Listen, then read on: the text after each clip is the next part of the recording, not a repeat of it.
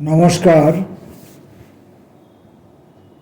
রবীন্দ্রনাথ ঠাকুরের জীবন স্মৃতি থেকে আমরা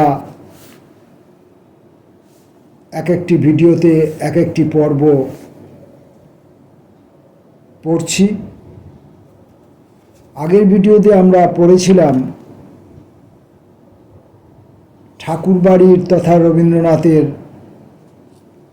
স্বাদেশিকতা বোধ এবং স্বাদেশিকতা বিষয়ক কর্মকাণ্ড নিয়ে লেখা পর্বটির নাম স্বাদেশিকতা। আজকের যে পর্বটি আমরা পড়ব সেটির নাম ভারতী।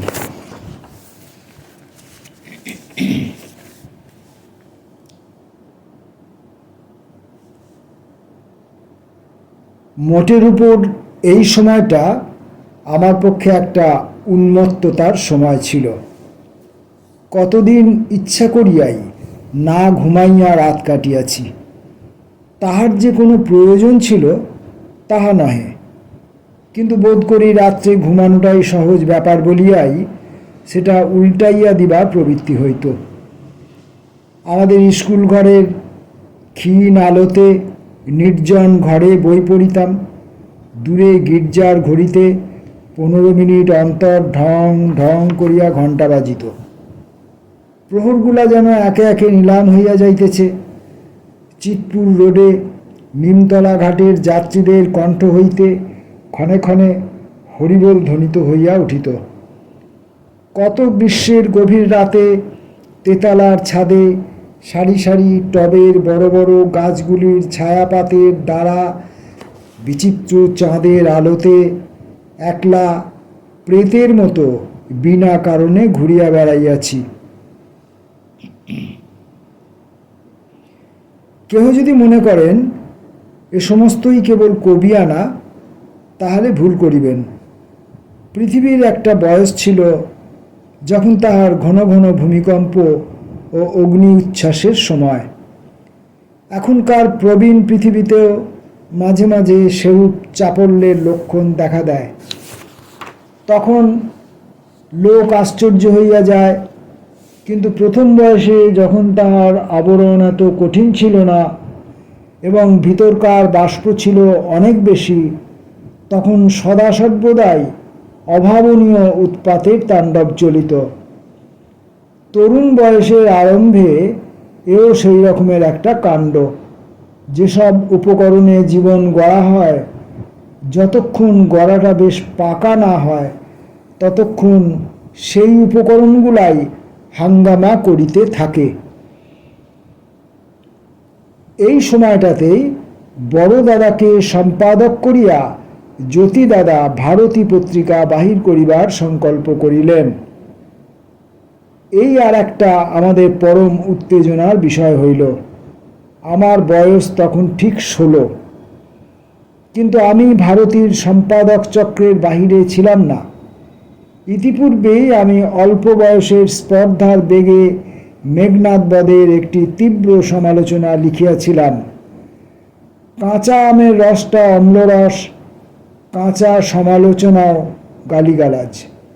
অন্য ক্ষমতা যখন কম থাকে তখন খোঁচা দিবার ক্ষমতাটা খুব তীক্ষ্ণ হইয়া ওঠে।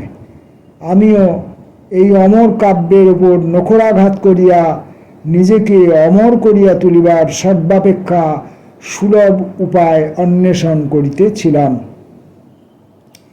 এই দাম্ভিক সময়কালটা দিয়া আমি ভারতীতে প্রথম লেখা আরম্ভ করিলাম। এই প্রথম বৎসরের ভারতীতেই কবি কাহিনী নামক একটি কাব্য বাহির করিয়াছিলাম। যে বয়সে লেখক জগতের আর সমস্তকে তেমন করিয়া দেখে নাই, কেবল নিজের অপরিস্ফুটতার ছায়ামূর্তিটাকেই খুব বড় করিয়া দেখিতেছে, ইহা সেই বয়সের লেখা। সেই জন্য ইহার নায়ক কবি। সে কবি যে লেখকের সত্তা তাহা নয়। লেখক আপনাকে যাহা বলিয়া মনে করিতে ও ঘোষণা করিতে ইচ্ছা করে, ইহা তাহাই। ঠিক ইচ্ছা করে বলিলে যাহা বুঝায় তাহাও নহে। যাহা ইচ্ছা করা উচিত, অর্থাৎ যেরূপটি হইলে অন্য 10 জনে মাথা নাড়িয়া বলিবে, হ্যাঁ কবি বটে, ইহা সেই জিনিসটি। ইহার মধ্যে বিশ্বপ্রেমের ঘটা খুব আছে। তরুণ কবির পক্ষে এইটি বড় উপাদেয়, কারণ ইহা শুনিতে খুব বড় এবং বলিতে খুব সহজ। নিজের মনের মধ্যে সত্য যখন জাগ্রত হয় নাই, পরের মুখের কথাই যখন প্রধান সম্বল, তখন রচনার মধ্যে সরলতা ও সংযম রক্ষা করা সম্ভব নয়।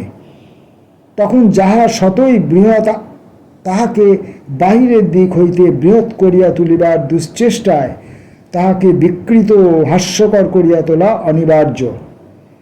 এই বাল্য রচনাগুলি পাঠ করিবার সময় যখন সংকোচ অনুভব করি, তখন মনে আশঙ্কা হয় যে বড় বয়সের লেখার মধ্যেও নিশ্চয় এইরূপ অতি প্রয়াসের বিকৃতি ও অসত্যতা অপেক্ষাকৃত প্রচ্ছন্নভাবে অনেক রহিয়া গেছে। বড় কথাকে খুব বড় গলায় বলিতে গিয়া নিঃসন্দেহেই অনেক সময়ে তাহার শান্তি ও গাম্ভীর্য নষ্ট করিয়াছি। নিশ্চয়ই অনেক সময়ে বলিবার বিষয়টাকে ছাপাইয়া নিজের কণ্ঠটাই সমুচ্চতর হইয়া উঠিয়াছে, এবং সেই ফাঁকিটা কালের নিকটে একদিন ধরা পড়িবেই। এই কবি কাহিনী কাব্যই আমার রচনাবলীর মধ্যে প্রথম গ্রন্থ আকারে বাহির হয়। আমি যখন মেজদার নিকট আমেদাবাদে ছিলাম, তখন আমার কোনো উৎসাহী বন্ধু এই বইখানা ছাপাইয়া আমার নিকট পাঠাইয়া দিয়া আমাকে বিস্মিত করিয়া দেন। তিনি যে কাজটা ভালো করিয়াছিলেন তাহা আমি মনে করি না, কিন্তু তখন আমার মনে যে ভাবোদয় হইয়াছিল, শাস্তি দিবার প্রবল ইচ্ছা তাহাকে কোনো মতেই বলা যায় না। দণ্ড তিনি পাইয়াছিলেন, কিন্তু সে বইয়ে লেখকের কাছে নয়, বই কিনিবার মালিক যাহারা তাহাদের কাছ হইতে। শোনা যায় সেই বইয়ের বোঝা সুদীর্ঘকাল দোকানের সেলফ এবং তাহার চিত্তকে ভাড়াতুর করিয়া অক্ষয় হইয়া বিরাজ করিতেছিল। যে বয়সে ভারতীতে লিখিতে শুরু করিয়াছিলাম, সে বয়সে লেখা প্রকাশযোগ্য হইতেই পারে না। বালককালে লেখা ছাপাইবার বালাই অনেক, বয়ঃপ্রাপ্ত অবস্থার জন্য অনুতাপ সঞ্চয় করিবার এমন উপায় আর নাই। কিন্তু তাহার একটা সুবিধা আছে, ছাপার অক্ষরে নিজের লেখা দেখিবার প্রবল মোহ অল্প বয়সের উপর দিয়াই কাটিয়া যায়। আমার লেখা কে পড়িল, কে কি বলিল, ইহা লইয়া অস্থির হইয়া উঠা, লেখার কোনখানটাতে দুটো ছাপার ভুল হইয়াছে ইহা লইয়া কণ্টকবিদ্ধ হইয়া থাকা, এই লেখা প্রকাশের ব্যাধিগুলা বাল্য বয়সে সারিয়া দিয়া অপেক্ষাকৃত সুস্থ চিত্তে লিখিবার অবকাশ পাওয়া যায়। নিজের ছাপা লেখাটাকে সকলের কাছে নাচাইয়া বেড়াইবার মুগ্ধ অবস্থা হইতে যত শীঘ্র নিষ্কৃতি পাওয়া যায় ততই মঙ্গল। তরুণ বাংলা সাহিত্যের এমন একটা বিস্তার ও প্রভাব হয় নাই যাহাতে সেই সাহিত্যের অন্তর্নিহিত রচনাবিধি লেখকদিগকে শাসনে রাখিতে পারে। লিখিতে লিখিতে ক্রমশ নিজের ভিতর হইতেই এই সংযমটিকে উদ্ভাবিত করিয়া লইতে হয়। এই জন্য দীর্ঘকাল বহুতর আবর্জনাকে জন্ম দেয়া অনিবার্য।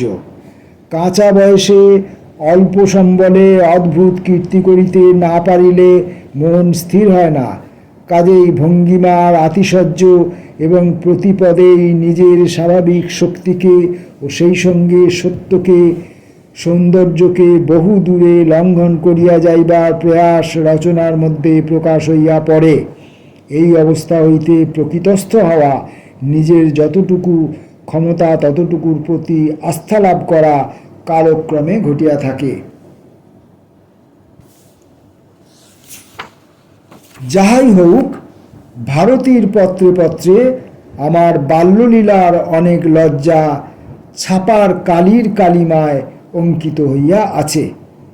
কেবলমাত্র কাঁচা লেখার জন্য লজ্জা নয়, উদ্ধত অভিনয়, অদ্ভুত আতিশয্য ও সাড়ম্বর কৃত্রিমতার জন্য লজ্জা।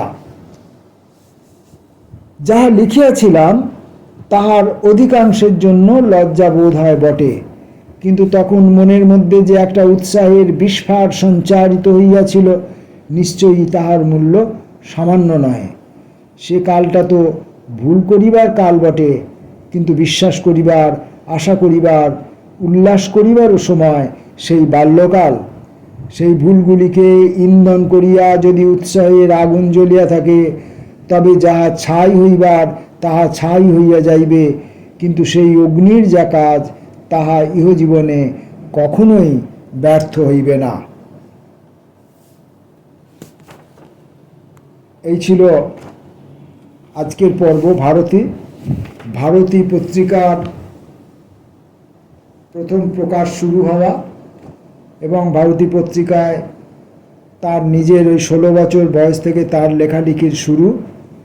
এবং আমরা যেটা দেখতে পাচ্ছি যে কম বয়সের চপলতা সৃষ্টি জগতে, শুধু লেখালেখিতে নয়, সৃষ্টি জগতে, সৃষ্টিশীলতার জগতে, গানে বাজনায়, অভিনয়ে, সমস্ত দিক থেকেই, এমনকি অন্যান্য জগতেও জগতের দিকেও যদি আমরা যাই, আমাদের সংসার জীবনে, আমাদের সামাজিক জীবনে, আমাদের রাজনৈতিক জীবনে, ওই সব ক্ষেত্রেও যদি আমরা যাই, তাহলে আমরা দেখতে পাবো যে অল্প বয়সের মধ্যে একটা চপলতা, একটা চঞ্চলতা এবং একটা ব্যতিক্রমী কিছু করার একটা তাড়না থাকে।